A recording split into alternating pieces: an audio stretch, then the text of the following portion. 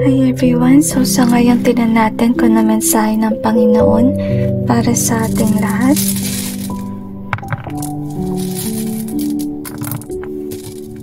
We have the keep in either way. We also got alone in either way. We got the loss in either way.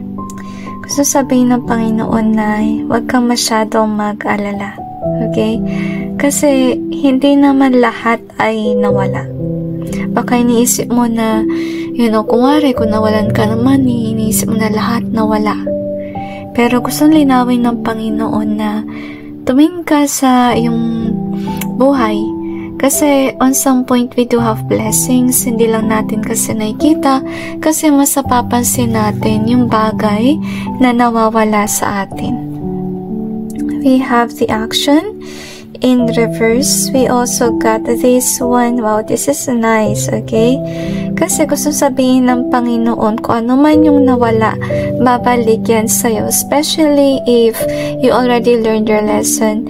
Talahan ninyo guys, sa minsan may nangyayari talaga na kamalasan or kung ano man na-experience na yan, really depends kasi kung hindi pa tayo natuto sa mga nakaraan na experience natin. Kaya nauulit lang yung mga pangyayari, same scenario, situation, hanggat sa matuto tayo.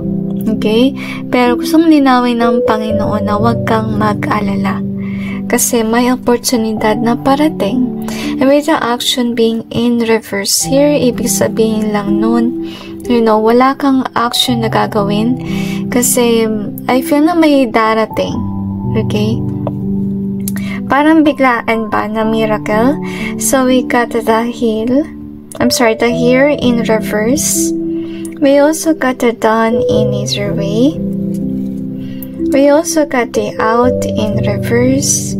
Okay, kung sakali man guys, sawalan kayo ng money. So, yung payo sa inyo ng Panginoon is sa ngayon, huwag muna kayong maglabas ng pera. Okay, mind as well to actually keep the money. Kasi iba siguro sa inyo, iniisip nyo na nagastusin nyo yung perang natira. So, huwag sanang ganun. Kung alam yung gipit kayo, kung bibili man kayo yung importante talagang bagay, kagaya ng pagkain, tubig. Syempre, okay?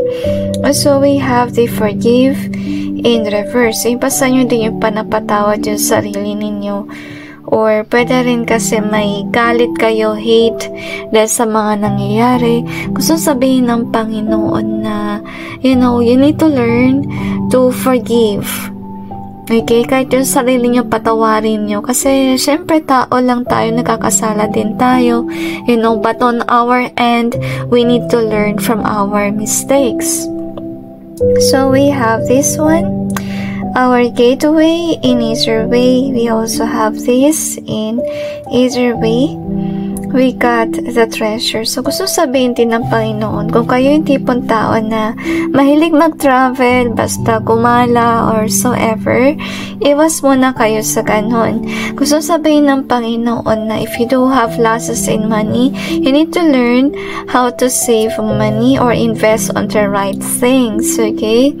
Hindi pwede yung pag dumating yung sweldo, gastos agad. Dapat matuto kayo na magtabi ng pera sa certain na mga bagay. Yung masasuggest ko sa inyong way is yung envelope budgeting method.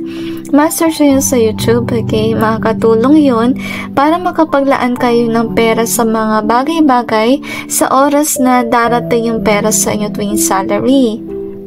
So, tuwing salary day, okay? So, we have this one. Okay, this is sad guys, kasi iba sa inyo ay na-impluwensyahan.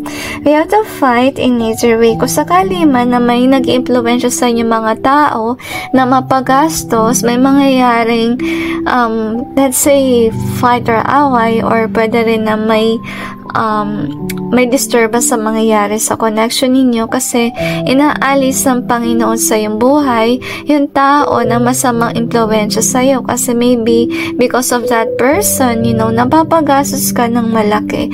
Gusto kasi sana ng Panginoon na mabukas mo itong oportunidad, at saka na siya mabubukas, guys, kapag you learn from your mistakes, okay? At syempre, kung hindi kayo natuto, baka umulit lang yung situation. So, sana matuto kayo from your past mistakes para hindi na maulit yung ganitong losses, and learn to forgive yourself, At saka, kung sakali man talaga na, napansin nyo na napagastos kayo, hindi nyo alam kung paano mag-handle ng money, suggestion ko rin, guys, if ever, you do have a confession, magsabi rin kayo sa Panginoon. Magsorry kayo kung sakali manalaga nyo yung pera sa mali. Kasi syempre, blessing yan ni God, at gusto sana ni God kaya binibigyan ng blessings. Kasi iba sa atin, we are actually called to give to the poor or to the needy. At yung iba sa atin, pinagsasave tayo ng money kasi maybe we need it for our future. Okay? O kaya panggastos natin sa bahay, lalong-lalo na kung marami tayong bayarin or marami tayong responsibilidad. So, sana, you learn from your mistakes, and next time around, be wiser on how to handle your money. So, anyway, that's it, guys, and God bless all of you.